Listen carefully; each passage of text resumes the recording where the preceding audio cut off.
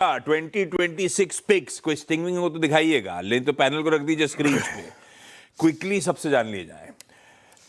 सतविंदर साहब आप शुरू करो। एक स्टॉक जो आपके रडार पे रहेगा, जो हम रिटेल खरीद सकते हैं, आप कॉन्फिडेंट हो उस बात को लेकर? वैसे जी देखिए, कल हमने जो मुंह देखा था और उसी के थोड़ा सा आप कह सकते हैं एनालिसिस पे मैंने रखा है, दैट इज कोटक बैंक।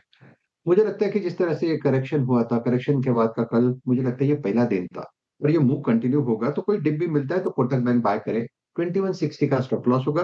मुझे लगता है 2350 तक का स्विंग कोटक बैंक ड्यू है, कोटक बैंक में ड्यू है। कोटक बैंक में ड्यू है। मानस जी, आप क्या पिक करेंगे 2026 के लिए? तो देखिए, एमएनएम पे मेरा ध्यान है, क्योंकि एमएनएम ने करीब 4 मंथ पहले ब्रेकआउट दिया था, उसके बाद हम कंसोलिडेशन देख रहे थे। लेकिन अब पैटर्न को देख के लग रहा है कि नेक्स्ट मूव के लिए स्टॉक तैयार हो गया है। तो एक साल के अगर टारगेट सेट करने हो तो वो 4400 के रहेंगे और स्टॉप लॉसेस 3390 के रहेंगे। परफेक्ट। क्विकली सेठ साहब, रडार पे कौन सा स्टॉक? जी आशीष जी, मैं रिलायंस इंडस्ट्रीज पे बुलिश हूँ। अगर इसका स्ट्रक्चर देखें तो यहाँ पे कंटिन्यूअस ट्रेंड बनी हुई है। ओवरऑल अगर इसका 52 वीक हाई देखें तो स्टॉक ऑलमोस्ट अपने 5% ऑफ द रेंज में within 52 week high. It's on the verge of a breakout. यहाँ पे वीकली मंथली चार्ट्स काफी स्ट्रॉन्ग है, तो रिलायंस बाय करें। 1490 का स्टॉप लॉस रहेगा और इस ईयर के हमारे टारगेट्स रहेंगे 1750 के। ओके, चलिए रिलायंस। गाबा सर, आप क्या पिक करेंगे 2026 के लिए?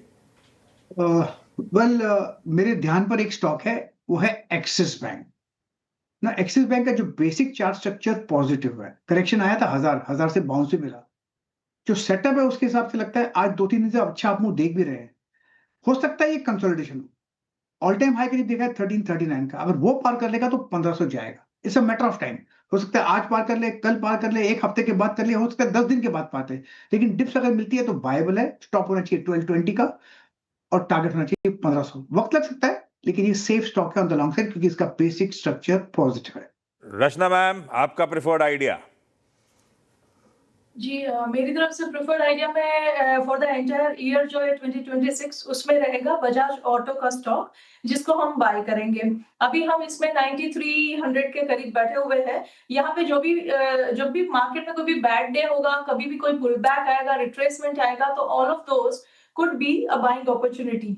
तो आप इसमें एसएल लगाएंगे 8500 पे और ये एसएल होगा वीकली क्लोजिंग बेसिस पे और डिप्स में हम इसमें एक्यूमुलेट करते जाएंगे।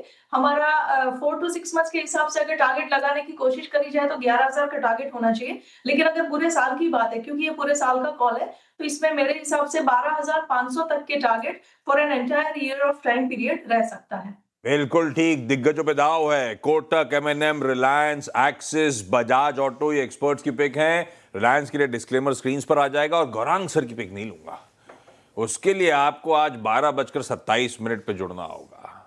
2026 के इक्के दिग्गज एक्सपर्ट्स के साथ बातचीत होनी है, उनमें से एक गौरांग सर है। ये हुक के तौर पे यूज कर रहा हूं मैं।